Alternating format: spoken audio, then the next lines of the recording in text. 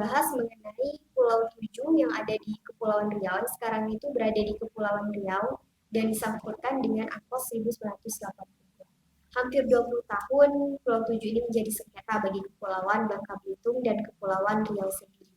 Namun kini sudah jelas status Pulau 7.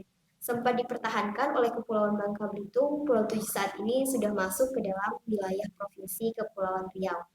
Hal ini tertuang di dalam terbitnya Keputusan Menteri Dalam Negeri atau Kemendagri nomor 050-145 tahun 2022 tentang pemberian dan pemutakhiran kode data wilayah administrasi pemerintahan dan pulau tahun 2021 yang disahkan pada tanggal 14 Februari 2022. Lalu bagaimana sih pengertian pulau itu di dalam AKOS 1982? Di dalam pasal 121 ayat 1 disebutkan bahwa pulau adalah suatu wilayah daratan yang terbentuk secara alami dikelilingi oleh air yang berada di atas air pada saat air pasang. Lalu di dalam ayat 2-nya juga disebutkan kecuali ditentukan di dalam ayat 3 laut teritorial, zona tambahan, zona ekonomi eksklusif, zona dan landasan kontinen suatu wilayah pulau yang ditentukan sesuai dengan ketentuan provinsi ini yang berlaku pada wilayah daratan lainnya. Lalu di dalam ayat 3 disebutkan bahwa bantuan tidak dapat menopang kehidupan manusia atau kehidupan ekonominya sendiri, tidak boleh mempunyai zona ekonomi eksklusif atau landasan kontinen. Di dalam ketentuan pasal 121 ayat 3 ini sebagian besar merupakan hasil kompromi antara dua sudut pandang pada konferensi PBB tentang hukum laut ketiga. Salah satu sudut pandangnya itu adalah bahwa pulau-pulau terpencil dan sebagainya yang tidak cocok untuk tempat tinggal manusia atau kehidupan ekonomi tidak boleh diberikan status yang sama dengan wilayah normal lainnya. Karena menggunakannya untuk mendapatkan hak kedaulatan atas wilayah laut sepanjang 200 mil di sekitarnya itu akan memperkecil akses ke dasar laut dalamnya dan sumber dayanya yang merupakan aset bersama manusia dan secara tidak adil itu membatasi kebebasan menangkap ikan di laut lepas. Namun berbeda dengan pendapat tersebut, pendapat lainnya menyebutkan bahwa seluruh wilayah atau bahkan pulau kecil dan bebatuan disertai dengan zona ekonomi eksklusif dan landasan kontinen.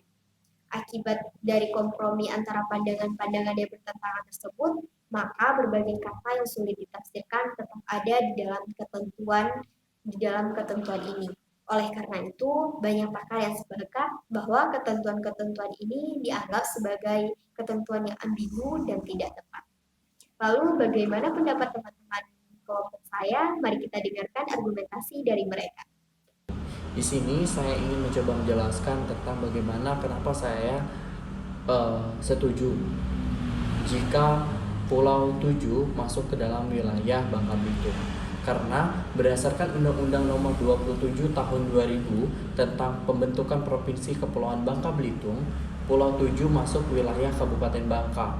Kemudian pada pemekaran Kepulauan Riau ataupun aturan dalam Kepulauan Riau, Undang-Undang Nomor 31 Tahun 2003 menetapkan Pulau 7 juga tercatat masuk Kabupaten Lingga. Kondisi tersebut berlarut-larut sampai 22 tahun kemudian.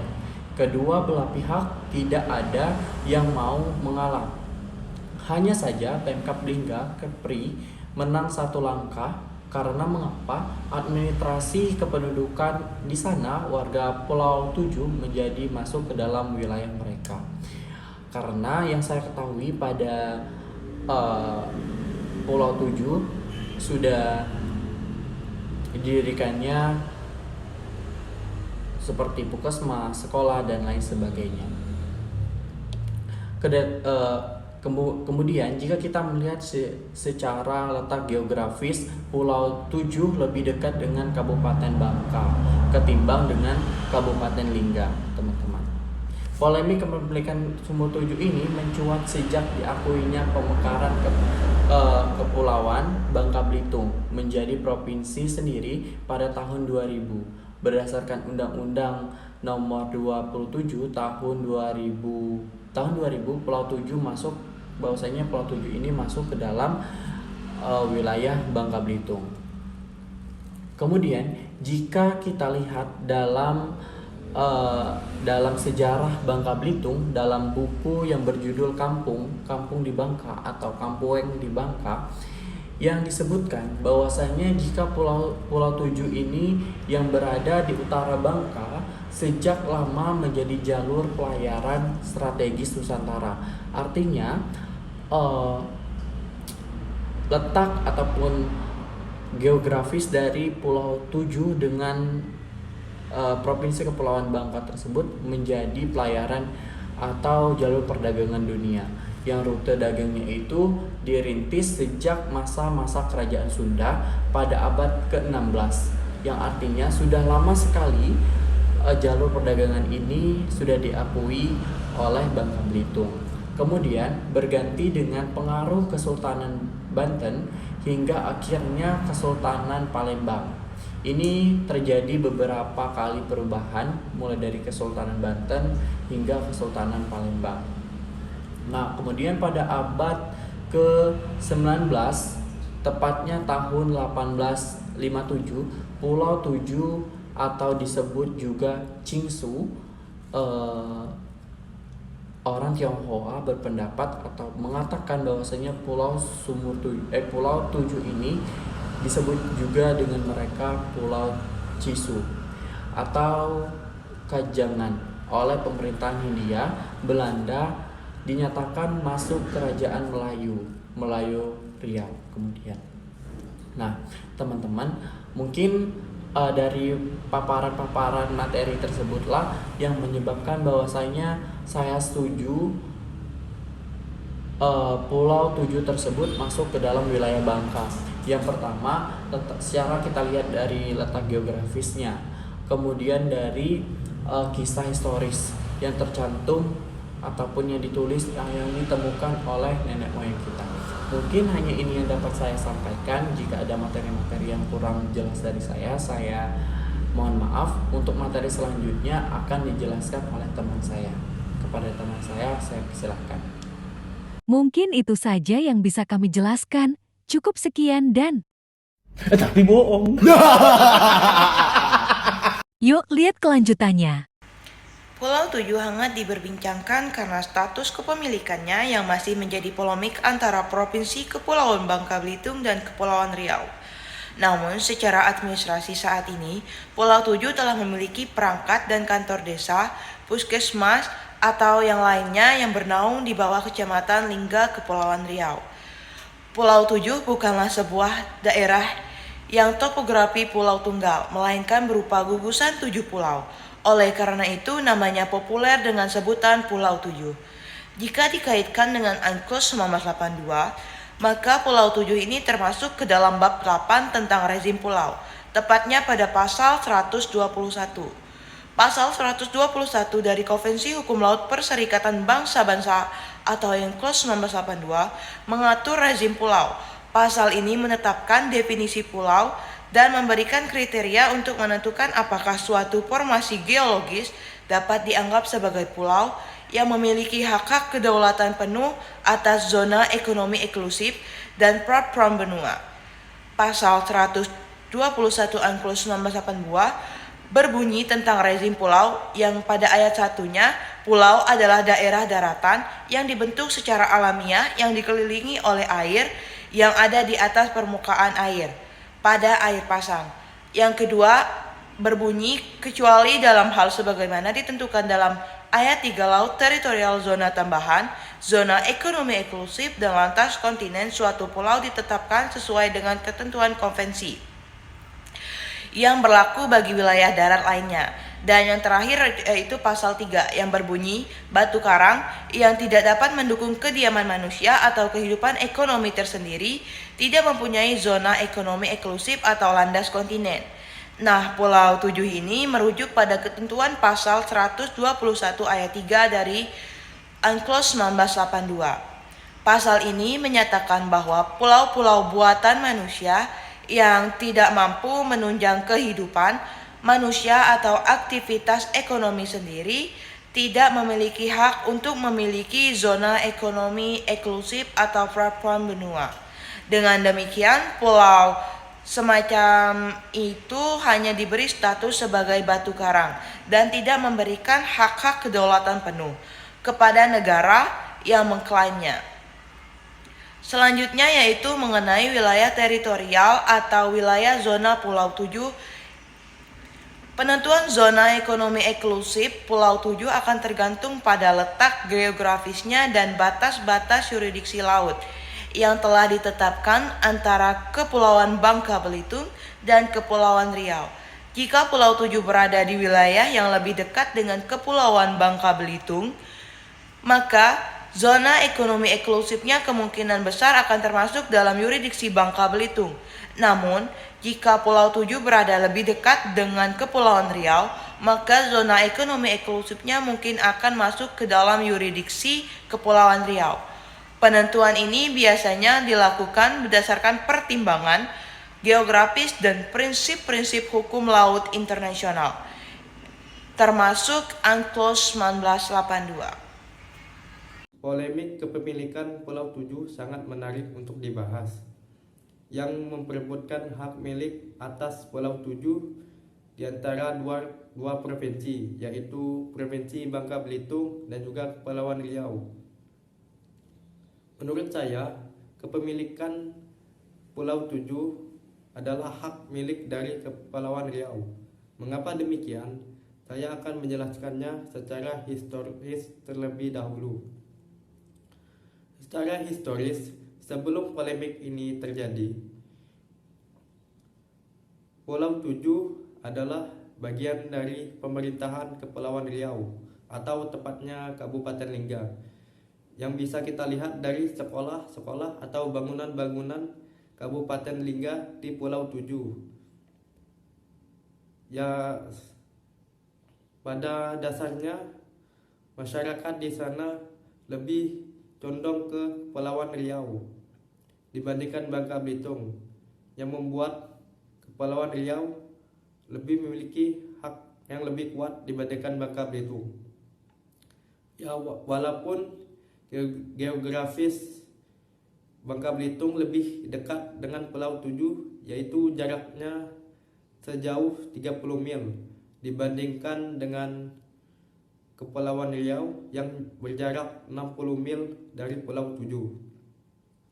Polemik ini dimulai pada tahun 2000 saat Bangka Belitung mengeluarkan Undang-Undang Kepemilikan Pulau 7, yaitu Undang-Undang Nomor 27 Tahun 2000. Dan juga Kepulauan Riau juga mengeluarkan Undang-Undang Kepemilikan Pulau 7, yaitu Undang-Undang Nomor 31 Tahun 2003 yang menjelaskan tentang kepemilikan Pulau 7.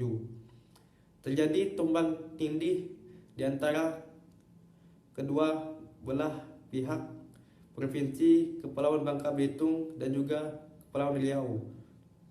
Terjadinya tumpang tindih undang-undang ini membuat polemik yang berlangsung lama, sehingga pada akhirnya menurut saya Kepulauan Riau lebih masuk akal untuk memiliki hak penuh atas Pulau 7 karena secara historis lebih kuat dibandingkan Bangka Belitung yang hanya mengandalkan geografis dari tempatnya yang berjarak 30 mil.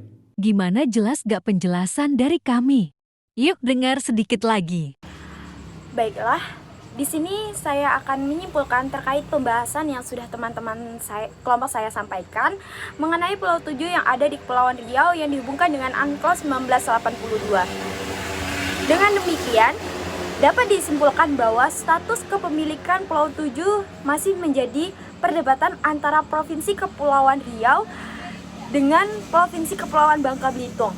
Namun berdasarkan ketentuan pasal 121 Konvensi Hukum Laut Perserikatan Bangsa-Bangsa atau UNCLOS tahun 1982, Pulau 7 dapat dikategorikan sebagai batu karang dan tidak memiliki hak atas zona ekonomi eksklusif atau platform benua jika tidak mampu menunjukkan kehidupan manusia atau aktivitas ekonomi sendiri. Penentuan zona ekonomi eksklusif Pulau 7 memungkinkan tergantung pada letak geografisnya dan batas yurisdiksi laut yang telah ditetapkan antara Kepulauan Bangka Belitung dan Kepulauan Riau. Oleh karena itu, diperlukan kajian lebih lanjut dan menyelesaikan yang tepat untuk menentukan status kepemilikan dan yurisdiksi Pulau 7. Dan dengan demikian, status kepemilikan Pulau 7 yang ada di Indonesia mampu menjadi sangkraut antara Provinsi Kepulauan Bangka Belitung dengan Provinsi Kepulauan Riau. Namun berdasarkan keputusan Menteri Dalam Negeri pada tahun 2022, Pulau 7 saat ini diakui sebagai bagian dari wilayah Provinsi Kepulauan Riau. Namun, polemik kepemilikan Pulau 7 harus diselesaikan dengan bijaksana dan sesuai dengan hukum dan ketentuan yang berlaku, baik di tingkat nasional maupun internasional. Negosiasi mungkin diperlukan antara Provinsi Kepulauan Bangka Belitung dan Provinsi Kepulauan Riau untuk mencapai kesepakatan yang adil dan mematuhi prinsip-prinsip hukum laut.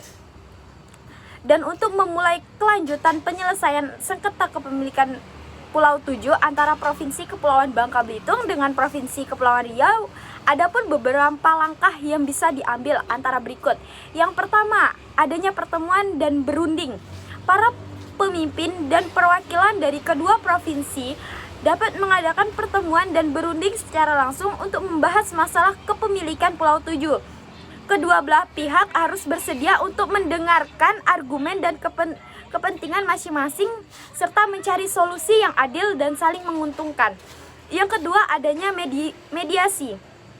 Jika berunding langsung tidak menghasilkan kesepakatan, pihak-pihak yang bersengketa dapat mempertimbangkan untuk melibatkan pihak ketiga yang netral sebagai mediator. Mediator ini dapat membantu dalam memfasilitasi dialog antara kedua pihak dan mencapai kesepakatan yang dapat diterima oleh semua pihak. Yang ketiga, adanya judicial collection.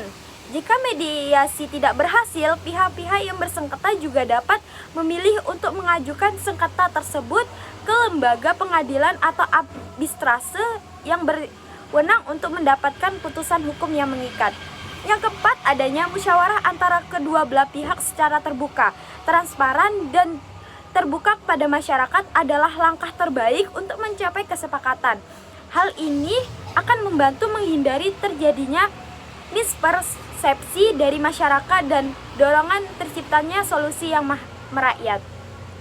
Perlu diingat bahwa penyelesaian sengketa pemilikan Pulau 7 memerlukan komitmen dan kolaborasi dari kedua belah pihak untuk mencapai kesepakatan yang adil dan berkelanjutan. Dalam proses penyelesaian sengketa, penting juga untuk memperhatikan kepentingan masyarakat setempat, potensi kerjasama, ekonomi antara wilayah, serta kesejahteraan masyarakat di sekitar Pulau 7. Hanya itu yang dapat saya sampaikan terkait kesimpulannya. Terima kasih. Selanjutnya apa ya? Hamumim. Kita J dulu sebelum closing dan.